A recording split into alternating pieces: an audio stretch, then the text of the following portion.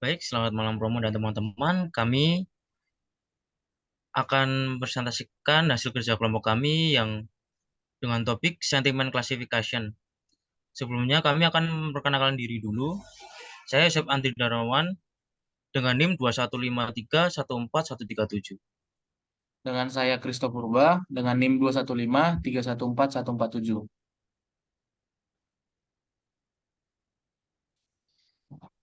Untuk daftar isi, yang pertama ada gagasan pokok, kedua ada langkah-langkah, ketiga ada contoh dan memperjelas konsep, yang terakhir ada daftar pustaka.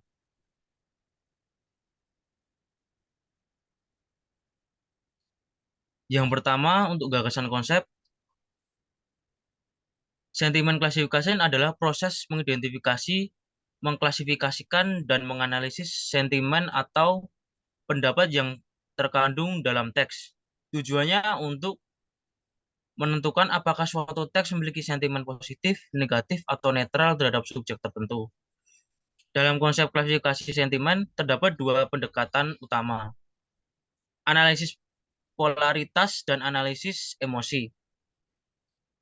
Analisis polaritas berfokus pada klasifikasi sentimen menjadi kategori positif, negatif, atau netral. Sementara analisis emosi memperluas klasifikasi untuk menggambarkan perasaan yang lebih spesifik dari pengguna. Pendekatan ini memungkinkan pemahaman yang lebih mendalam tentang bagaimana teks dipengaruhi oleh sentimen yang kompleks.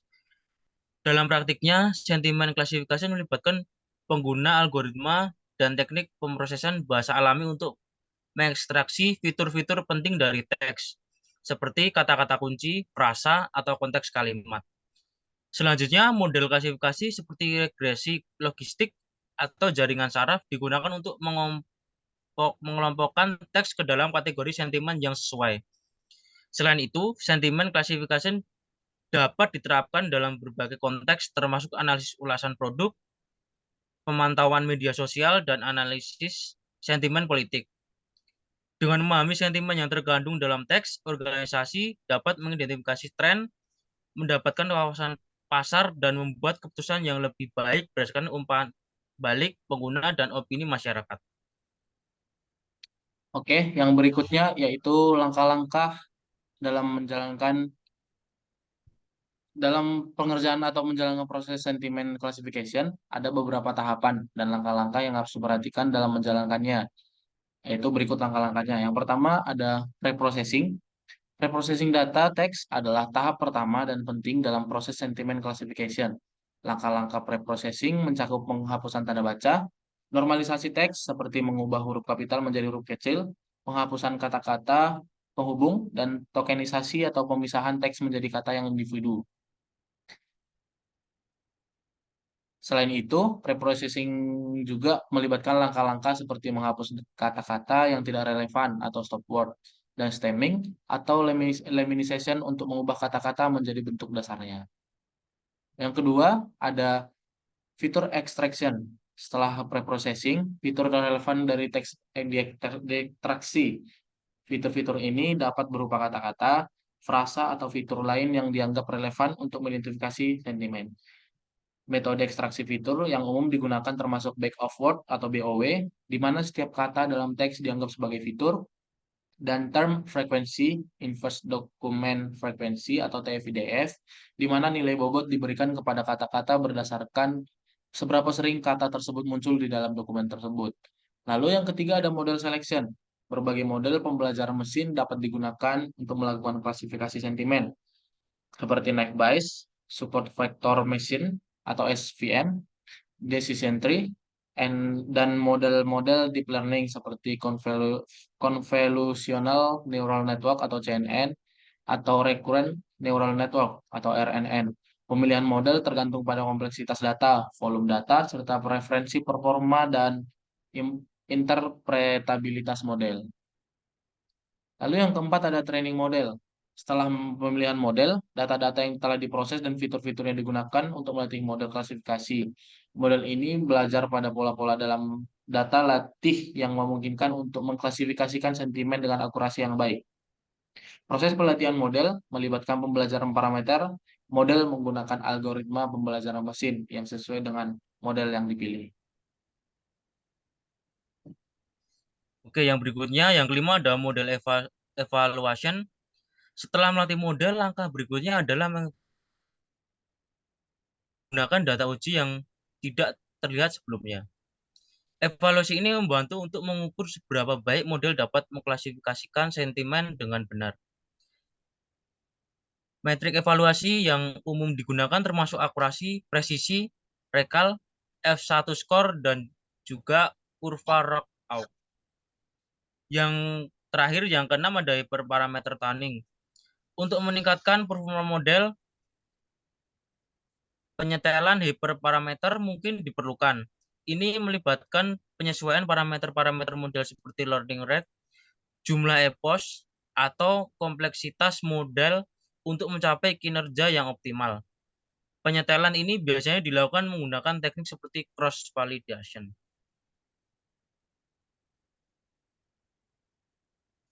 Lalu yang berikutnya ada contoh-contoh untuk memperjelas konsepnya. Penggunaan yaitu penggunaan data ulasan produk. Yang pertama itu ada pre-processing data. Penghapusan tanda baca yaitu menghapus tanda baca seperti titik, koma, tanda tanya, tanda seru dari teks ulasan. Lalu normalisasi teks, mengubah semua huruf menjadi huruf kecil untuk memastikan konsistensi dalam analisis. Lalu ada penghapusan kata-kata penghubung. Menghapus kata-kata penghubung seperti dan, atau, dan juga, yang tidak memberikan kontribusi signifikan dalam analisis sentimen. Lalu ada tokenisasi, memisahkan teks menjadi kata-kata individu untuk diproses lebih lanjut. Untuk contoh sendiri ada ulasan produk sebelum pre-processing, yaitu produk ini luar biasa. Saya sangat senang dengan pembelian saya. Sangat bagus dan layak dibeli. Tidak ada yang bisa menyainginya. Lalu ada ulasan produk setelah pre-processing. Produk luar biasa. Saya sangat senang dengan pembelian saya. Sangat bagus dan layak dibeli. Tidak ada yang bisa menyainginya. Yang kedua ada ekstraksi fitur, yaitu back off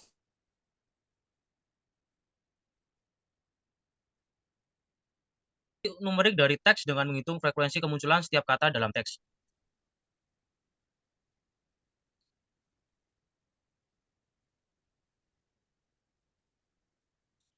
Lalu ada term frekuensi inverse dokumen frekuensi atau TF-IDF, yaitu mengukur seberapa penting sebuah kata dalam suatu dokumen relatif terhadap keseluruhan korpus dengan mengalihkan frekuensi kemunculan kata atau TF dengan inverse dokumen frekuensi atau IDF.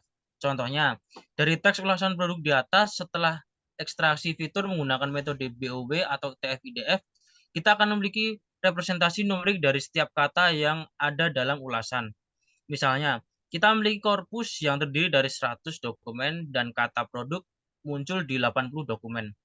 Maka TF-IDF untuk kata produk dalam sebuah dokumen tertentu akan tinggi karena kata tersebut muncul dalam banyak dokumen, tetapi tidak terlalu tinggi sehingga menjadi kata umum. Untuk BW, kita dapat memiliki untuk produk sama dengan 1, luar sama dengan 1, biasa sama dengan 1, senang sama dengan 1, pembelian sama dengan 1, bagus juga sama dengan 1, layak sama dengan 1, dan menyayanginya sama dengan 1. Lalu yang ketiga ada model selection. Yang pertama ada naik bias, model classification probabilistik yang sederhana tetapi efektif. Lalu ada super vector machine atau SVM, yaitu model yang baik untuk mengklasifikasi data yang tidak struktur. Lalu ada decision tree, model yang intuitif dan mudah diinterpretasikan. Contohnya, kita memilih untuk menggunakan model naive Bayes untuk melakukan klasifikasi sentimen pada data set ulasan produk.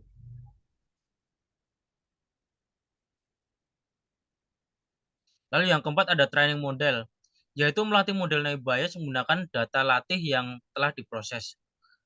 Model akan belajar pola-pola dari data latih yang memungkinkannya untuk mengklasifikasikan sentimen dengan akurasi yang baik.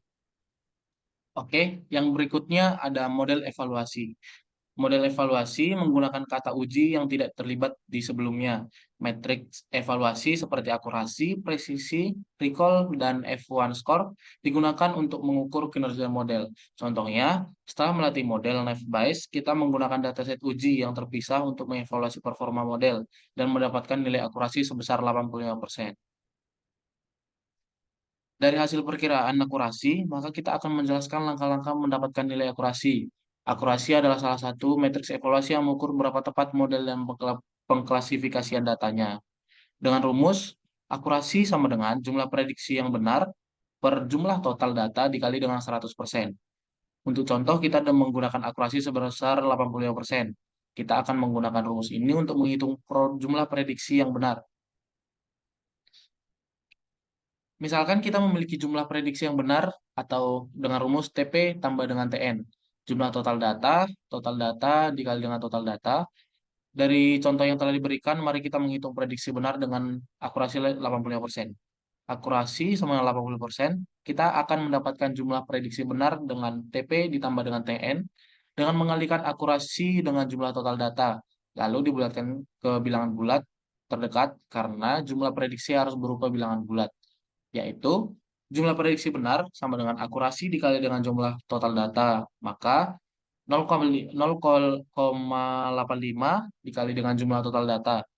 Maka dengan nilai akurasi 85%, kita dapat menghitung jumlah prediksi benar untuk setiap 100 data sebagai berikut. Jumlah prediksi benar sama dengan 0,85 dikali dengan 100 sama dengan 85. Jumlah prediksi benar sama dengan 0,85 dikali 100 sama dengan 85%.